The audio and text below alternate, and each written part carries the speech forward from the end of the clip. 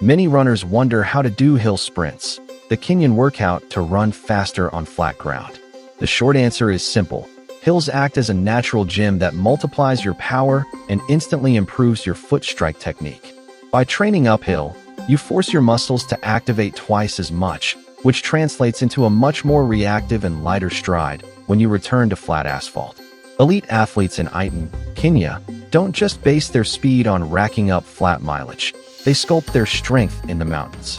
Today, I'm going to break down this method step by step, the mistakes you are making on the climbs, and how to adapt it to your level so you can smash your personal records. To understand why hills make you fly on flat ground, we need to talk about the hill effect. Think of this as a natural gym. When you run on flat ground, your body moves primarily forward, but when you face an incline, you fight directly against gravity. This forces your glutes, hamstrings, and calves to apply twice as much force against the ground to drive you forward. The result? You gain brutal muscular power without the extreme joint impact you suffer from lifting heavy weights in a traditional gym. But strength isn't everything. The magic is in the technique. On a steep hill, it is mechanically impossible to heel strike or take excessively long strides. If you try to land on your heel, you break completely. The slope naturally forces you to land on your midfoot or forefoot to lift your knees higher and to keep your torso slightly leaned forward. Your body auto-corrects on its own. Basically, the hill teaches you how to run well without you even having to think about it. And what happens when you return to flat asphalt? Here comes the best part. Your muscles and tendons have become much more elastic and reactive after the repeats. Scientifically, this improves your running economy. Your foot spends less time in contact with the ground. You act like a stiff spring that bounces with less effort. Paces that used to make you gasp for air will now feel completely under control because your engine is bigger and your stride is more efficient. Lowering your times on flat ground requires intensity, but intensity without preparation is a guaranteed injury. Kenyans never start at full blast. Your session should always kick off with 15 to 20 minutes of very easy jogging on flat terrain. Once finished, complete mandatory dynamic mobility, leg swings, butt kicks, and a couple of short strides. Your tendons need to be warm before challenging gravity. If you are just starting with hills or looking to improve pure speed, your focus is short power hill sprints. Find a steep incline between an 8 and 10% grade. You are going to perform between 6 and 8 reps of just 40 to 60 meters at maximum intensity. Imagine you are a sprinter. The key here is full recovery. Walk back down very slowly, catch your breath completely, and go again. We are not looking for endurance here. We want to recruit fast twitch muscle fibers. If you already have a solid base and are training for a 5K or 10K, we move to the intermediate level with mixed hill repeats. Find a moderate slope and lengthen the distance. Do 5 reps of 150 meters at a demanding pace, around 80% of your maximum capacity. Don't empty the tank in the first 20 meters. Maintain a steady effort. The recovery? Jog back down very easily. This trains your body to clear lactate while still in motion.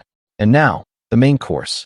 The real secret of marathoners in Iten, Kenya, long fatigue resistance hill repeats. You're going to look for a long hill with a gentle slope, around a 4 to 5% grade. The workout consists of 4 to 6 reps of 400 to 600 meters, running exactly at your 5K goal race pace. Sustaining that pace uphill destroys your legs, but expands your cardiovascular capacity.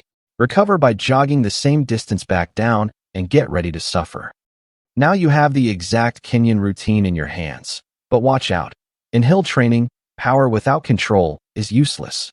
Since the intensity here is at its peak, a single flaw in your posture can take you from breaking your records to ending up injured on the couch. That's why, before you head out to the nearest hill, you need to know the 3 critical mistakes that 90% of runners make and how to correct them instantly. The first technical mistake is the most common one, looking at the ground.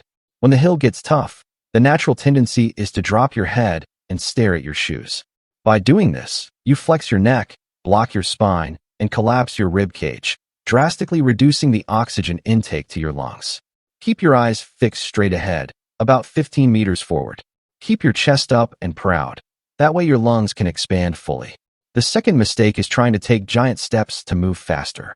On an uphill, a long stride forces you to land way ahead of your center of gravity. This acts as an absolute brake on every single step and brutally overloads your knees and lower back. Do exactly the opposite. Shorten your stride and increase your step frequency, meaning your cadence. Short, quick, and light steps will make you spend half the energy. The third mistake is leaving your arms frozen or crossing them in front of your chest. On hills, your legs do the hard work, but your arms are the engine that drives them. If your arms don't move efficiently, your legs will fatigue much sooner. To correct this, bend your elbows firmly at 90 degrees. Pump your arms energetically, driving your hands almost from your hip up to chin height. A powerful arm drive translates directly into greater propulsion force in your legs. And one final vital reminder: the recovery on the way down is non-negotiable. If the workout calls for walking or gentle jogging down, do it. If you try to run down fast just to finish earlier, the eccentric impact will destroy your knees and ruin the purpose of the session. Avoid these mistakes, keep your technique under control, and I assure you that hills will become your best ally. At first, they're going to hurt, your legs will burn, and you will want to quit halfway up. But remember this: hills are suffered today to fly tomorrow on the flats. Every meter you climb is a second you shave off the clock in your next flat race. Now it's your turn. What is your biggest nemesis in training right now? Steep hill repeats or track speed sessions? Let me know in the comments.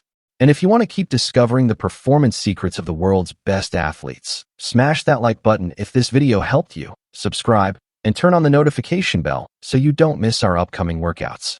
Apply this Kenyan hill method this very week and get ready to fly on the asphalt. See you in the next video.